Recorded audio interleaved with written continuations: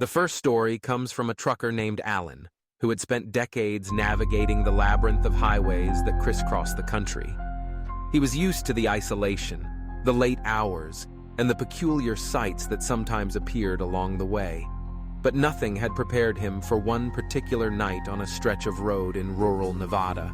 It was past midnight, and the only illumination came from his headlights and the occasional flicker of distant lightning. The highway was empty, save for Alan and the endless ribbon of pavement ahead.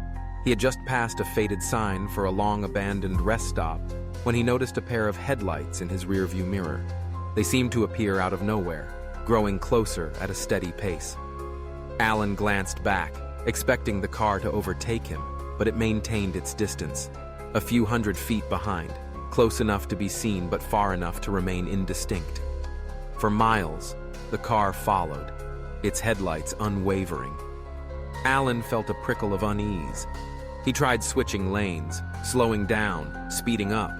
No matter what he did, the car mirrored his movements. Suddenly, as he rounded a bend where the highway dipped into a hollow, the headlights vanished.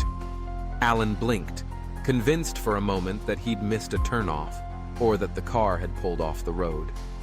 But there was nowhere to go. The shoulder was narrow, bordered by dense, tangled brush. The road behind was empty, swallowed in darkness. Alan slowed, scanning his mirrors, searching for any sign of the car. He saw nothing. The silence pressed in, heavy and final. He drove on, heart pounding, eyes darting to the rearview mirror every few seconds. The car never reappeared. Later, Alan learned that the stretch of highway he'd traveled was infamous among local drivers. They spoke in hushed tones of phantom lights that chased travelers only to disappear, of accidents that happened without explanation. Some said it was the ghost of a driver who'd met a violent end on that lonely road, forever searching for a way home. Alan never forgot that night, and to this day he refuses to drive that stretch after dark. The second story belongs to a ride-share driver named Marissa, whose nights were spent ferrying strangers through the city and its outskirts. She'd seen it all: rowdy passengers, late-night confessions, and the occasional odd request. But one evening, as she navigated a winding suburban street, she encountered something truly inexplicable. It was late, and the streetlights cast pale circles on the pavement, leaving deep shadows between.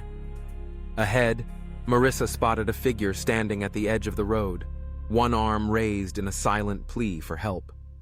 She slowed, thinking the man might need a ride or assistance. As she drew closer, she saw that he was tall and thin, dressed in shabby clothes that hung loosely from his frame. His face was obscured by the brim of an old hat, but there was an unsettling stillness about him. He didn't move, didn't speak. Marissa rolled down her window, calling out. The man didn't respond. Instead, he simply turned his head, revealing eyes that seemed too bright, too reflective in the dim light. Something about his gaze sent a chill down her spine. Against her better judgment, she unlocked the passenger door. The man slid into the seat, his movements slow and deliberate.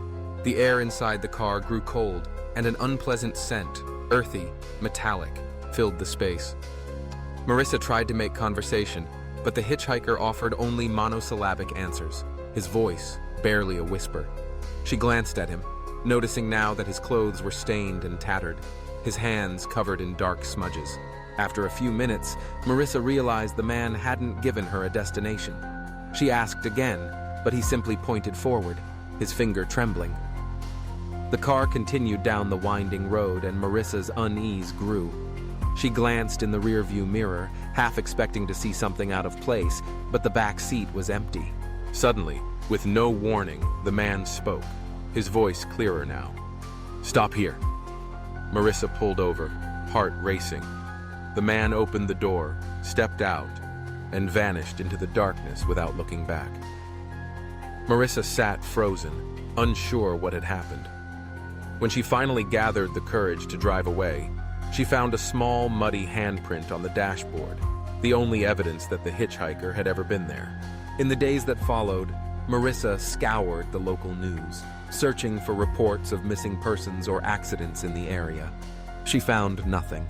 Some nights, when driving the same route, she would spot a figure in the shadows, always at the edge of the road, always watching.